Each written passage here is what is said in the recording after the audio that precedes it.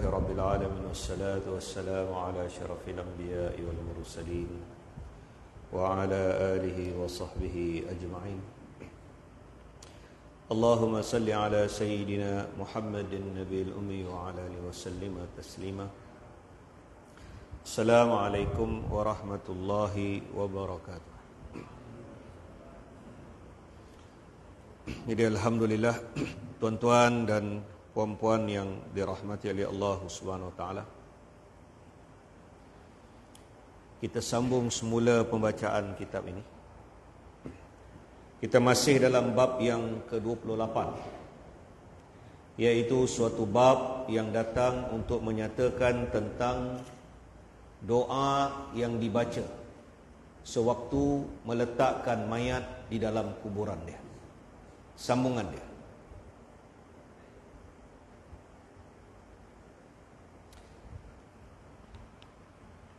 Telah diriwayatkan oleh Abu Abdullah At-Tirmizi di dalam kitabnya Nawadir Al-Usul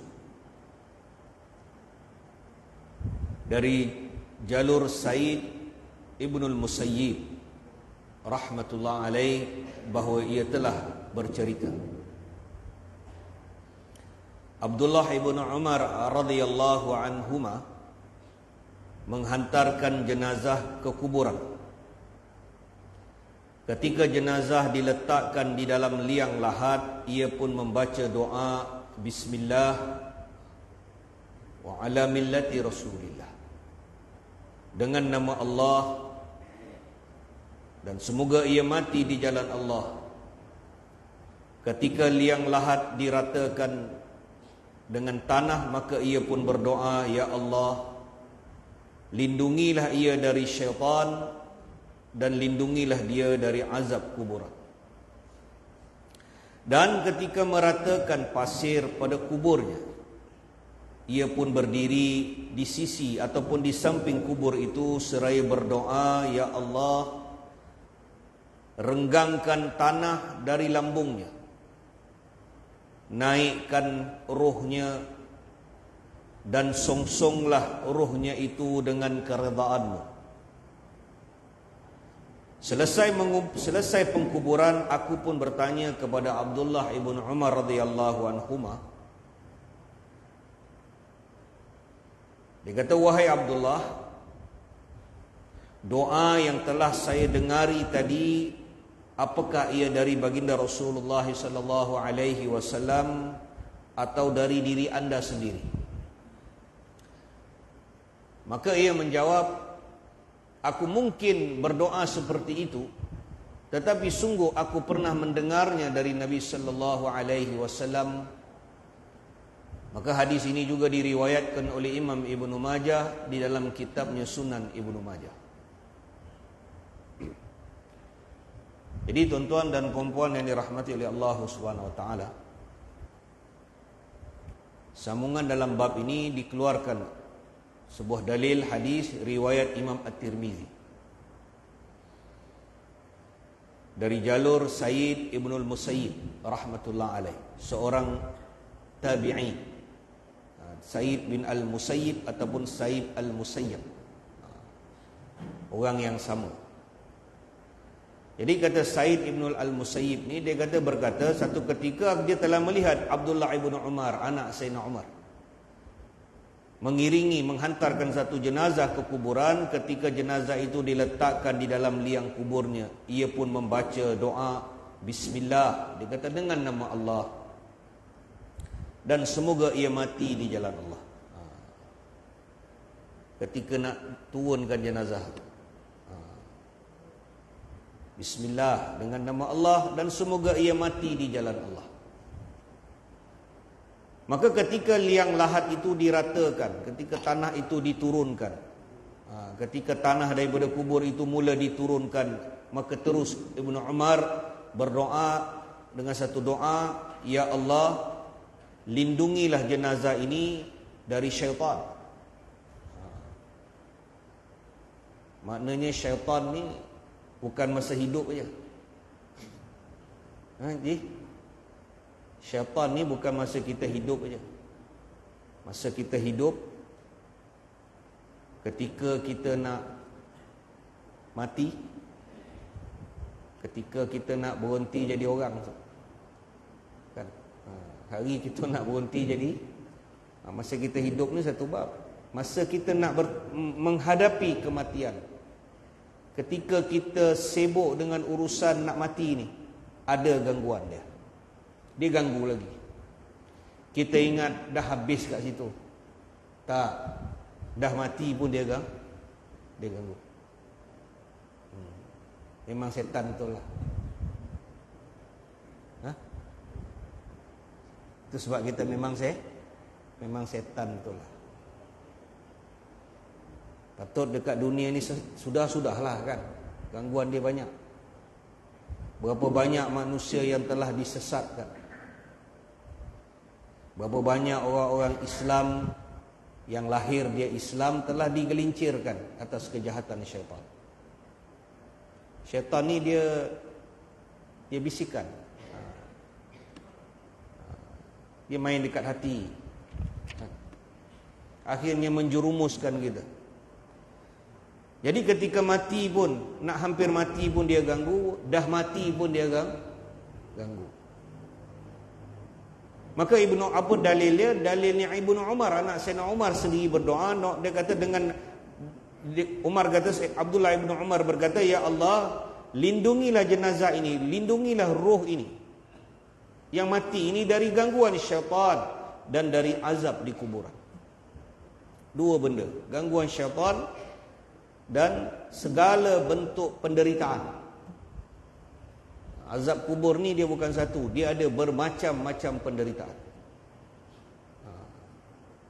Dia bukan satu, salah satu daripada dia himpitan kubur. Tapi himpitan kubur ni semua orang melalui dia. Dia sekali je lah. Tapi azab di kuburan ini ada azab selain daripada itu. Dan azab itu berterusan. Orang yang melalui azab ni dia bukan sekali, dia berterusan. Sebab dia hidup di barzakh. Antara dalil azab di kuburan itu berterusan adalah sebuah hadis yang dikeluarkan oleh Imam Bukhari tentang mimpi Nabi sallallahu alaihi wasallam. Menjadi amalan Nabi sallallahu alaihi wasallam, Nabi lepas solat subuh, Nabi akan pusingkan badan dia. Nabi pusing menghadap makmum. Dan Nabi terus tanya. Nabi akan tanya, adakah sesiapa yang bermimpi sesuatu malam tadi? Nabi tanya, ada tak siapa-siapa yang mimpi malam tadi? Supaya aku tafsirkan mimpi dia. Jadi orang yang boleh tafsirkan mimpi ini, dia bukan orang biasa. Kebanyakan yang boleh tafsir mimpi ini semua para anbiya, termasuk Nabi Allah Yusuf alaihissalam. Allah bagi dia ilmu tabir mimpi, ilmu mentafsirkan mimpi. Kita tak boleh. Walaupun imam kat Malaysia ni pun tak boleh tafsir mimpi. Tak boleh, jangan kita buat benda tu lah, sebab kita tak ada ilmu tu. Allah bagi ilmu tu, ilmu gaib, ilmu berkaitan dengan tafsir. Nabi Allah Yusuf alaihissalam, Allah cerita dalam Quran tentang ilmu tafsir mimpi dia. Allah bagi dia. Dia macam juga ilmu yang ada pada Nabi Allah Khidir alaihissalam. Ilmu yang ada pada Musa tidak ada pada Khidir. Ilmu yang ada pada Khidir tidak dimiliki oleh Musa. Musa, ilmu yang ada pada dia, ilmu berkaitan dengan peristiwa. Ilmu yang ada pada Khidir, ilmu yang berlaku, ilmu yang dimiliki selepas peristiwa. Dua ilmu yang berbeza. Jadi Allah bagi Nabi SAW, Nabi kata, ada tak siapa-siapa yang memimpi, yang boleh aku tafsirkan mimpi dia? Jadi sahabat kata, ya Rasulullah, tak ada siapa pun mimpi malam tadi. Maka Nabi SAW berkata, Nabi kata, malam tadi aku telah bermimpi, kata Nabi. Rupanya Nabi nak bagi tahu mimpi Nabi. Dan dia jadi hadis. Imam Bukhari rahmatullah alaih dikeluarkan riwayat. Jadi Nabi telah terangkan, Nabi kata malam tadi datang dua orang, Nabi kata datang dua orang laki-laki, datang dua malaikat. Satu memegang tangan kanan aku ni, satu pegang tangan kiri aku. Dan bawa aku ke suatu tanah yang suci, kata dia. Nabi kata dia bawa aku ke satu tempat, tanah yang suci, kata Nabi. Kemudian aku diperlihatkan. Nabi lihat ada beberapa pemandangan. Pemandangan orang yang dihempas kepala dia dengan batu. Pemandangan yang Nabi lihat orang yang koyakkan mulut dia dengan pisau sampai habis ke belakang. Nabi lihat pemandangan orang yang berenang dalam sungai darah. Nabi lihat laki-laki dan wanita yang berbogel, yang dibakar di dalam tanur. 4 pemandangan ni. Akhirnya Nabi bila diberitahu, Nabi tanya,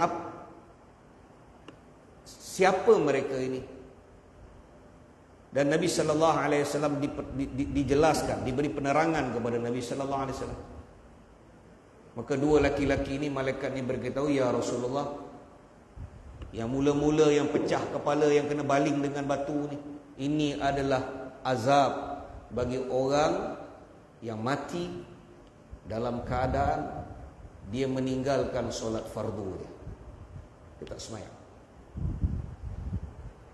Maknanya yang kena ni orang Islam lah.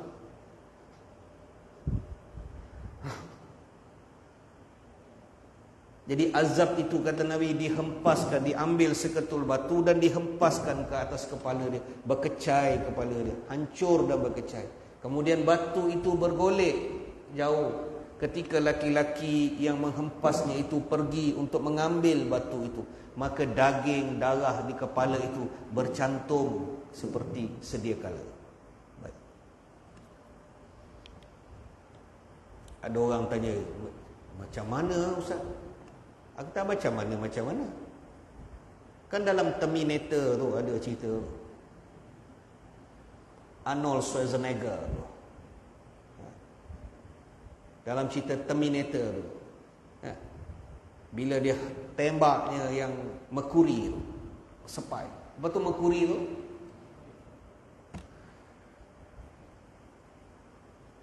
Allah takbir alam barzah ni. Ketika dihempas, kata Nabi, 1400 tahun dulu Nabi dah beritahu pemandangan tu. Jadi Nabi kata, pasal apa jadi macam ni? Dia kata, ini adalah di kalangan umatmu yang mati dalam keadaan dia meninggalkan solat fardu. Jadi semua keempat pemandangan azab ini, kata para ulama, dia adalah pemandangan yang Allah tuntunkan kepada Nabi SAW tentang beberapa azab yang berlaku di alam di barzah. Azab di barzah. Dan di barzah itu ada satu tempat yang bernama Jubul Huzni, lubang derita. Satu tempat dia betul-betul pintu masuk neraka Jahannam. Dia belum masuk neraka, tapi dia border. Jubul Huzni. Di situ, kata Nabi, dia satu lembah. Dan di lembah itu terdapatnya kala jengking sebesar bagal. Satu lembah. Jadi barzah. Dan Allah simpan di barzah ini berbagai bentuk azab dan penderitaan. Dan Allah pelihara makhluk di barzah. Allah di barzah, Allah memiliki Asy-Syuja'ul Aqra. Allah memiliki ular yang Allah bela di alam barzah. Asy-Syuja'ul Aqra. Yang kata Nabi panjang dia sebulan perjalanan. Sebulan tuan-tuan. Musim panas ni ular masuk dalam bilik tidur kita tak boleh tidur. Tuan-tuan bayang, saya selalu cakap, kalau ular tedung selah masuk master bedroom rumah kita Kek Rasa Jaya, ular tedung selah je masuk dalam master bedroom, kita nampak dia masuk. Hitam, panjang lah tu. Masuk betul-betul dalam master bedroom kita, masuk bawah katil kita.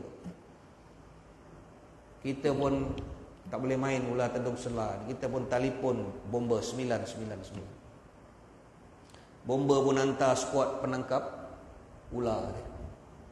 Pandai-pandai tangkap ular pun ada yang mati tuan-tuan. Bomber ni pandai-pandai dia main dengan ular, mati juga. Dulu Seremban ni, tak tahulah kalau tuan-tuan kenal lah kan, Kasim Ular. Arwah Kasim Ular tu dia baik dengan arwah bapak saya macam mana? Kasim Ular dia bagi arwah bapak saya satu botol, nama dia San, kau ambil ni minyak ular, dia kata. Arwah Kasim Ular dia bagi arwah bapak saya satu botol ni. Saya tanya, apa ni ya? Ni Kasim Ular bagi minyak ular. Kalau jatuh luka main beskal, sapu minyak ular, berhenti darah. Dia macam minyak gamat lah. Main-main ular ni pun hebat-hebat, main ular pun kadang-kadang mati. Tapi kalau ular tedung selah masuk dalam master bedroom kita malam ni, kita nampak, kita telefon bomber datang. Masuk bilik tidur kita, tujuh cari sampai tengah malam tak jumpa ular. Saya tanya tuan-tuan, kita tidur tak malam tu? Orang Rasa Jaya, saya tanya, rumah 500,000 ni, 1,5 juta ke rumah kalau kita beli ni, contohlah kan, masuk masa bedroom kita, cari sampai tengah malam. Bomber kata, tak adalah Tuan Haji, kita dah puas tolak ni. Saya kata, ya, saya nampak dia masuk bawah tu, jelas anak beranak nampak. Cari tengah malam tak jumpa. Bomber takkan bomber nak cari sampai pagi, dan memang tak ada. Bomber pun balik, agak-agak kita tidur tak masa bedroom? Tak tidur dah. Tidur hotel lah kita malam tu. Lagi tak dapat tangkap ular. Tapi bayang tuan-tuan, kita akan tidur dengan satu ular kalau silap hari bulan. Allah memiliki, Allah dalam pemeliharaan Allah, dalam simpanan Allah. Allah simpan satu ular, nama dia Asy-Syuja'ul Aqra. Dia ada selai bulu yang tumbuh di kepala dia. Dalam hadis Nabi terangkan, kalau dia semburkan bisa dia di alam maya ni, tidak ada satu helai daun pun akan tumbuh sehingga hari kiamat. Kalau dia taburkan bisa dia di bumi ni, tidak ada satu pun daun atau satu rumput pun akan tumbuh di bumi ni sampai hari kiamat. Bisa dia. Dan Allah jadikan Asy-Syuja'ul Aqra ni, dia berkalam, dia boleh berkata-kata. Dan panjang dia sebulan perjalanan. Allah lepaskan dia di alam barzakh. Dan Imam Malik bin Dinar rahmatullah alaih, kalau tuan-tuan baca kisah Malik bin Dinar rahmatullah alaih, Malik bin Dinar rahmatullah alaih ni berkata dalam kisah dia kata dia pernah dalam hidup dia bermimpi. Antara benda yang menyebabkan dia bertaubat kepada Allah, bila Allah tunjukkan kepada Malik bin Dinar adha dia. Dalam mimpi dia, dia kata, wallahi demi Allah, sampai ke hari ini, kata Malik bin Dinar, bila orang tanya Malik bin Dinar, pasal macam mana kau boleh bertaubat ni, Malik bin Dinar rahmatullah alaih beritahu.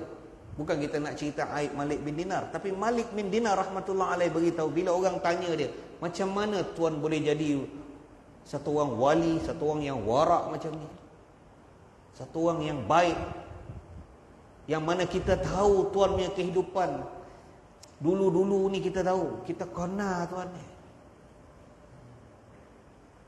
Bila dulu kita tengok ni memang tak boleh jadi baik lah. Tapi tiba-tiba berubah hidup ni. Kata Malik bin Dinar rahmatullah alaih, disebabkan satu peristiwa, satu mimpi je. Allah bagi dia. Sedangkan dia kata malam tu ketika dia bermimpi itu, dia bau malam tu, bau lepas weng. Dia mabuk al-khamr. Dia mabuk malam tu. Dia satu orang dia kata aku ni, kata Malik bin Dinar, aku ni seorang pegawai tentera. Dia military. Orang tentera ni lagi faham lah. Orang tentera, orang polis, kalau ada tentera polis lah ni, saya mohon maaf lah, tapi saya beritahu. Kan tentera dulu kan askar-askar British dulu, dia mesti minum. Jadi kalau kat mes tu memang mesti ada. Kalau bagi Carlsberg kat dalam tentera camp, murah. Dululah. Once upon a time, long time ago. Sekarang baguslah. Ada kagat, polis pun bagus, kan? Ada dia punya badan agama Islam dia. Keadaan berubah dah. Jadi kata Malik bin Dinar, aku mabuk, aku seorang pemabuk. Malam tu aku mabuk. Tetapi malam tu Allah takdirkan, Allah mimpikan aku, katanya. Kisah mimpi dia panjang, dan dalam mimpi dia melihat adha ni, seekor ular yang besar. Wallahi, kata Malik, tidak pernah aku lihat sepanjang seumur hidup aku. Dia kata ketakutan melihat adha ni, sampai aku dah terbangun daripada tidur tu, terasa lagi sampai ke hari ini. Ketika dia meriwayatkan kisah tu, dia kata sampai hari ini ketakutan kepada dia tu masih menghantui aku. Tak tahulah macam mana. Jadi Allah simpan adhan, Asy-Syuja'ul Aqra, ular yang Allah bela di alam barzah. Itu sebab Nabi sallallahu alaihi wasallam bersabda, Nabi kata Nabi telah lihat berbagai bentuk pemandangan. Allah bawa Nabi ketika Isra' wal Mi'raj, langit pertama, langit kedua, langit ketiga, sampai langit ketujuh, sampai di Baitul Ma'mur, naik ke Sidratul Muntaha, naik ke Al-Mustawa, naik bertemu Allah, semua pemandangan, syurga, neraka Allah. Tapi kesimpulan yang Nabi sebut, Nabi kata, sungguh, kata Nabi, aku tidak pernah menyaksikan satu penyaksian yang lebih menakutkan daripada apa yang Allah simpan di barzah. Nabi dipertontonkan keadaan neraka Jahannam, neraka Sakar, Jahannam, penderitaan. Tapi Nabi kata, sungguh, kata Nabi, aku tidak pernah menyaksikan satu penyaksian yang lebih menakutkan daripada apa yang Allah simpan di barzah. Itu sebabnya balik kepada hadis ini, Ibnu Umar radhiyallahu kata, ya Allah, lindungilah dia daripada syaitan dan lindungilah dia daripada azab di kuburan.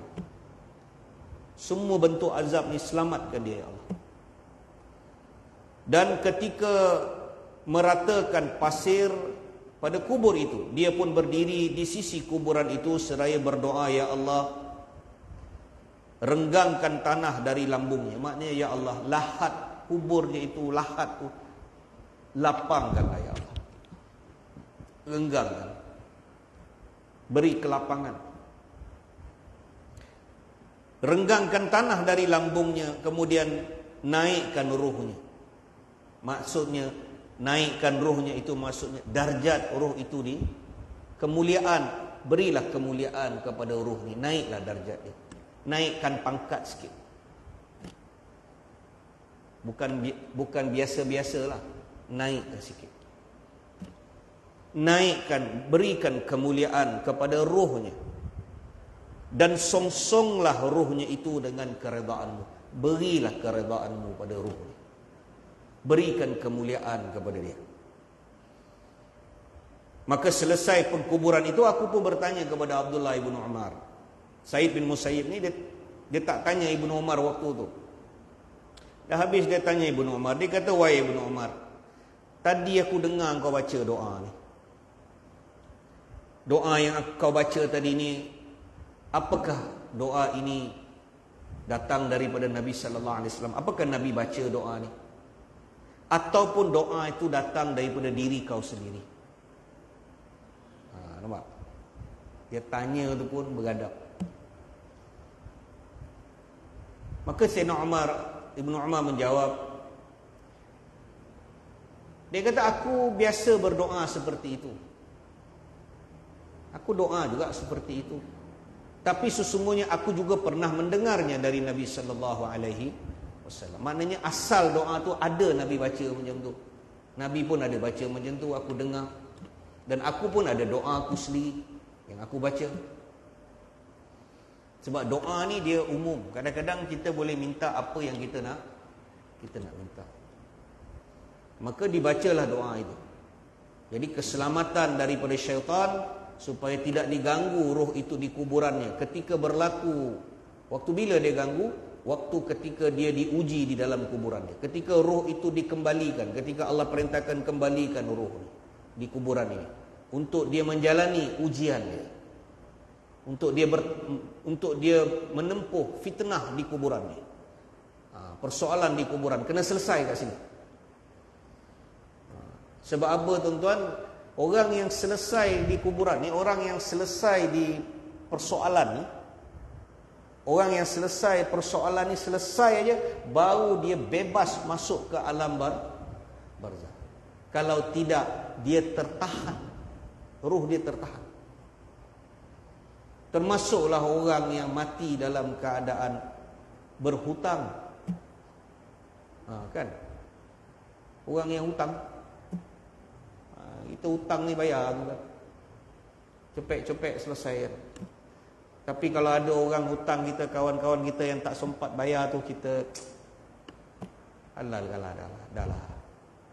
Kalau setakat 100-200 tu nak pergi jumpa ke panjang je. Tapi kalau 100,000 pergilah. Kan? Kalau 100,000 hutang 10,000 tu, pergilah jumpa keluarga dia. Tapi kalau sikit-sikit tu kita anggap sedekah. Sebab roh itu akan tertahan. Nabi sebut dalam hadis, an-nafsul mu'min, jiwa satu orang mukmin itu apabila dia berhutang, sunnah Nabi sallallahu alaihi wasallam, cuma kita lain sikitlah kan. Tapi tak apalah, bolehlah juga. Kita biasa kita semayang dulu. Kan? Imam semayangkan jenazah dulu. Dah semayang, imam akan minta ahli keluarga bercakap sikit. Ahli keluarga pun kalau dia tak berani cakap, dia pas balik kat imam. Dia tak biasa bercakap-cakap ni, imam lah dia kata. Imam pun akan bercakap lah, saya bagi pihak keluarga dan sebagainya. Tuan-tuan, kalau arwah ni sepanjang dia hidup, kalau dia pernah berhutang dengan tuan-tuan, kalau tuan-tuan nak menuntut, bolehlah menuntut dekat ahli keluarga. Ada juga, bagus juga cakap tu. Tapi dalam riwayat Nabi sallallahu alaihi wasallam buat sebelum sembahyang. Sebelum solat Nabi akan tanya. Sudah jenazah, Nabi kata, ada tak? Apakah dia memiliki hutang, kata Nabi. Nabi tanya, ada tak? Dia ada hutang tak? Kalau keluarga dia beritahu, ahli keluarga kata, ada ya Rasulullah. Siapa nak selesaikan ni? Siapa nak ambil tanggungjawab ni? Berulang kali Nabi sebut benda tu. Sehingga ada sahabat bangun kata, ya Rasulullah, ku ambil tanggungjawab dia. Ku ambil tanggungjawab dia. Bila dah ada orang nak ambil tanggungjawab, baulah saf. Jadi benda ni satu benda yang besar. Sebab kita kadang-kadang hutang ni, kita ada masalah muamalat kita kadang-kadang kita dengan orang ni, kita tak selesai. Jadi kita selesai hutang piutang kita dengan keluarga kita, kawan-kawan kita, cari bayar kan? Melainkan kawan kita tu selesai dengan kita tu, alhamdulillah lah kan. Tapi Kita selesai. Kita tak mau tuan-tuan bila kita masuk ni, kita masuk je alam barzah ni, tertahan kita dekat terminal tu dah kena tahan lah. Kita masuk ni kita nak selesai cepat, kita nak check out. Kita tak mau kena tahan tu, tahan ni, panjang cerita kan. Kita tengok orang duk jalan. Kita dah mati 1998, dah tahun 2023, kita tak keluar lagi pada terminal tu. Roh kita tertahan. Nabi sebut tertahan di antara langit dunia ni. Dia macam dalam lokap, kata Imam Suyuti rahmatullah alaih, dia macam roh yang tertahan dalam lokap.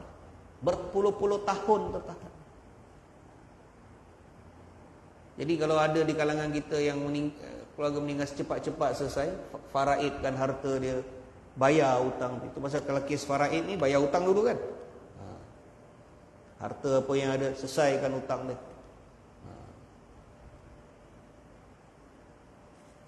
Jadi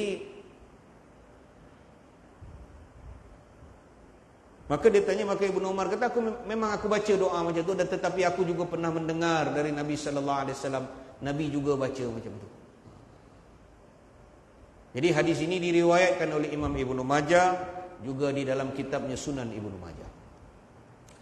Kemudian diriwayatkan oleh Abu Abdullah At-Tirmizi, juga daripada Imam At-Tirmizi, dari ayahnya, dari Al-Fudail ibni Zakin, dari Sufyan, dari Al-Amasi, dari Amr ibni Murrah, bahawa ia telah berkata, ketika mayat diletakkan di dalam liang lahatnya, dianjurkan membaca doa, ya Allah, selamatkanlah jenazah ini daripada syaitan yang terkutuk.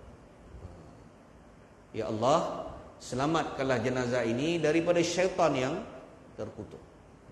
Mohon perlindungan kepada Allah. Kemudian diriwayatkan oleh Imam Sufyan At-Tauri rahmatullah alaih, kata Imam Sufyan, ketika mayat itu ditanya, Imam Sufyan beritahu waktu bila syaitan ni ganggu jenazah ni. Kata Imam As-Sufyan, ketika mayat itu ditanya di kuburan dia,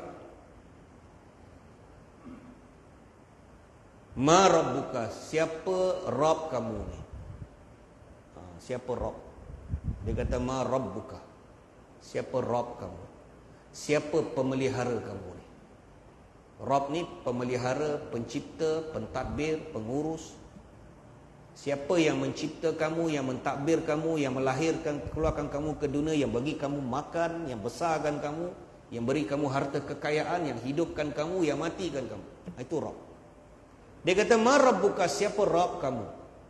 Maka pada ketika itu syaitan akan menjelmakan diri dia dan menampakkan diri dia, menjelma menjadi seorang susuk tubuh manusia, sambil menunjukkan kepada dirinya sendiri. Dia pun berkata, ana rabbukumul a'la, akulah, kata dia, akulah Tuhan kamu ni. Kita diuji di kuburan. Tuan-tuan, benda yang paling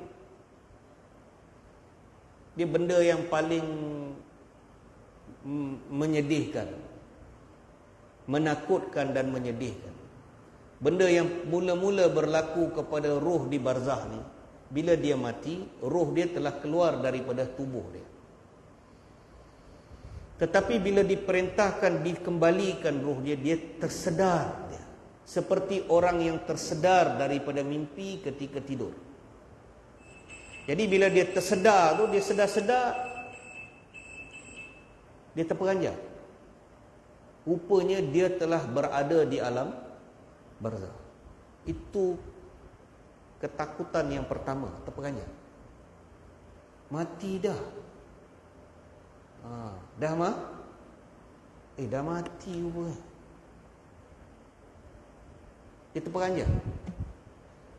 Di situ ada ketakutan, kesedihan, semua ada. Dan waktu yang sama bila datang ujian Allah Subhanahu Wa Taala ni, datang dua makhluk ni, itu lagi menambahkan ketakutan. Walaupun imam yang baca atas kubur tu disebut, janganlah saudara takut dan janganlah saudara gentar. Memanglah kita boleh baca macam tu. Kita baca je lah talqin tu. Tapi realiti itu dia. Memang takutlah. Walaupun kita kata jangan saudara takut dan jangan saudara gentar, mereka berkedua-duanya adalah makhluk Allah seperti saudara. Tetapi bila datang dua makhluk ni, perasaan tu pun memang takut. Apatah lagi bila melihat susuk tubuh yang datang. Kemudian ketika disoal dalam keadaan begitu ni, maka kata Imam As-Sufyan, ketika mayat itu, roh itu ditanya, siapakah Rabb kamu ini? Maka syaitan pada waktu itu menampakkan diri dia. Masa hidup dekat dunia ni, dia tak nampakkan diri dia pula kan. Masa hidup dekat dunia ni, dia tak nampak. Dia tak zahirkan diri dia. Kalau zahir nampak, jaga-jaga setan kata dia. Ni setan.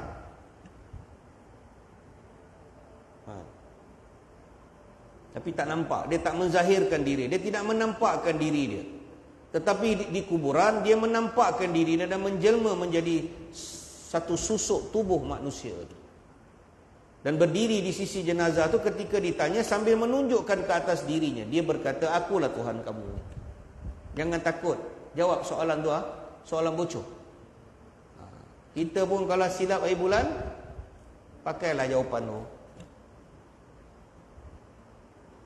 Maka menurut Abu Abdullah, itu merupakan, kata Abu Abdullah rahmatullah alaih, itulah yang merupakan fitnah yang sangat besar di kuburan. Fitnah yang paling besar di kuburan, bila ketika soal, syaitan datang. Ujian keimanan. Kerana itulah baginda Rasulullah sallallahu alaihi wasallam berdoa agar diberikan kekuatan. Nabi minta supaya qaulan sadida. Allah kuatkan hati kita supaya keluar kalam la ilaha illallah. Qaulan sadida. Bila orang tanya Aisyah, apakah maksud daripada perkataan kalam, maksud qaulan sadida? Qaulan sadida ni maksudnya mafhum pada kalimah la ilaha illallah. Jadi bila dia tanya ma rabbuka, jawapan dia la ilaha illallah. Bila dia tanya man nabiyuka, siapa nabi kamu? Muhammadur Rasulullah. Jadi Nabi kata, ya Allah, kukuhkanlah lidahnya. Kerana itu Nabi berdoa agar diberikan kekuatan, keteguhan. Nabi kata, ya Allah, tegarkanlah lidahnya. Maksudnya kukuhkan lidah dia dalam menghadapi masalah itu. Maknanya kukuhkan lidah ni supaya dia boleh ucap la, walaupun hati bergoncang, boleh jawab la ilaha illallah. Dan bukakanlah untuk rohnya itu pintu-pintu di langit. Maknanya berilah pertolongan. Nabi minta supaya diberikan pertolongan pada roh ni. Tuan-tuan, roh ni Allah saja yang tolong. Ketika roh diuji di kuburan, hanya Allah lah yang berikan pertolongan. Kalau Allah nak beri keselamatan kepada roh ni selamat. Walaupun amal dia sedikit. Amal dia mungkin sedikit. Tetapi Allah nak beri pertolongan kepada dia, dia selamat. Tetapi kalau Allah nak berikan kesukaran, walaupun amal dia banyak, dia akan jadi sukar. Itu sebab Nabi ajar kita mohon pertolongan, ya Allah, tegarkanlah lidahnya dalam menghadapi masalah itu, dan bukakanlah untuk rohnya itu pintu-pintu di langit. Maka kata Imam Al-Qurtubi rahmatullah alaih, pengarang kitabnya, seandainya syaitan tidak ada di kuburan dan punya kesempatan selamat daripadanya, nescaya baginda sallallahu alaihi wasallam tidak akan berdoa dengan doa seperti itu. Mana kata Imam Qurtubi rahmatullah alaih, kalau syaitan tak ada dekat kubur, Nabi tak baca doa ni. Sebab Nabi tahu syaitan tu ada di kuburan. Jadi kita, maksudnya apa tuan-tuan? Maksudnya sepanjang kita hidup ni, intipati dia apa? Intipati dia doa. Dia punya intipati itu doa. Hari-hari doa. siang, petang, pagi, petang, malam. Doa je lah. Mohon kepada Allah. Dalam kita beramal soleh tu, kita doa dengan Allah. Nabi ajar kita doa, Allahumma inni a'udzubika min azabil qabr. Ya Allah, aku mohon perlindungan kepadamu daripada siksa di kuburan. Kalau tak lancar pun doa, kita bercakap lah dalam bahasa Melayu pun tak apa. Ya Allah, mati aku besok, selamatkanlah aku ya Allah. Tegurkanlah lidah aku ni. Ketika datang dua malaikat ni nak soal aku ya Allah, seorang diri aku ya Allah, tolonglah aku ya Allah. Kalau kau tak tolong aku ni, tak ada siapa yang tolong aku ya Allah. Kau berilah aku peluang untuk mengucapkan kalimah la ilaha illallah. Minta dengan Allah. Kalau tak bahasa Arab pun tak apa, minta bahasa Melayu, minta dengan Allah. Hari-hari minta. Bangun sembahyang tahajud minta, lepas baca Quran minta, duduk seorang-seorang diri minta, sambil bawa kereta seorang-seorang tu doa minta. Kan, duduk termenung seorang-seorang, daripada termenung tak buat apa, lebih baik doa minta. Minta dengan Allah. Mudah-mudahan Allah Ta'ala, kalau ada lah dalam satu waktu tu, waktu kabuliat kan, waktu penerimaan doa, Allah terima doa tu. Cukuplah tuan-tuan, sepanjang 60 tahun kita hidup ni, kalau ada satu waktu kita doa, minta Allah selamatkan kita di kuburan, Allah endorse doa tu, Allah terima. Cukuplah. Cukuplah. Tapi Allah suruh kita minta selalu, sebab tak tahu mana satu waktu jackpot tu. Senang faham. Waktu apa? Jackpot tu. Kan? Sepanjang 60 tahun, 70 tahun, 80 tahun hidup, hari-hari doa minta. Tak tahu mana waktu jackpot tu. Tapi kalau ada satu waktu yang kita doa strike, Allah simpan doa tu untuk kita. Dan bila masuk di kuburan, Allah beri pertolongan kepada kita. Dan Allah akan peringatkan kepada kita. Allah akan songkit kita balik. Allah kata, ingat tak sekian-sekian tahun, semua doa-doa kita, kata Nabi, semua doa-doa yang kita baca selama 60 tahun, 70 tahun, semua doa-doa yang kita pernah doa, yang kita pun dah lupa doa tu. 7 hari lepas Haji doa apa pun Haji tak tahu. Tak payah doa lah tuan-tuan. 3 hari lepas, tengah hari kita makan apa pun kita dah tak ingat lah. Tahun 2021, 25 Disember, pagi kita makan apa pun kita dah tak tahu. Tapi Allah tahu kita makan apa. 70 tahun kita doa, Allah akan songkit kita, Allah beritahu sekian tahun, sekian waktu, ini doa yang kau minta, kata Allah. Dan begini telah aku tunaikan. Sebab kata para ulama, dalam kita berdoa kepada Allah ni, jangan kecewa dengan doa. Kan? Jangan kecewa dengan doa. Husnuzan, sangka baik dengan Allah. Doa tu senjata bagi orang mukmin. Jadi doalah tuan-tuan. Jadi insya-Allah saya berhenti takat ni dulu. Insya-Allah habis bab yang ke-28. InsyaAllah minggu yang akan datang kita akan sambung bab yang ke-29, iaitu satu bab yang datang untuk menyatakan tentang berdiri sebentar di depan kuburan setelah perkebumian dan berdoa agar diberi keteguhan. Jadi insyaAllah kita berhenti takat ini. A'udzubillahi minasyaitonirrajim. Bismillahirrahmanirrahim. Alhamdulillahirabbil alamin, wassalatu wassalamu ala asyrafil anbiya'i wal mursalin wa ala alihi wa sahbihi ajma'in. Allahumma salli ala sayyidina Muhammadin nabiyil ummi wa ala alihi wa sallima taslima. Rabbana ighfir lana wa liwalidayn wa lil mu'minina yawma yaqumul hisab. Rabbirhamhuma kama rabbayana saghira. Rabbana atina fid dunya hasanah wa fil akhirati hasanatan wa qina adzaban nar. Wa sallallahu ala sayyidina Muhammadin nabiyil ummi wa ala alihi wa ashabihi wa sallam. Subhana rabbika rabbil izzati amma yasifun, wa salamun alal mursalin, walhamdulillahi rabbil alamin.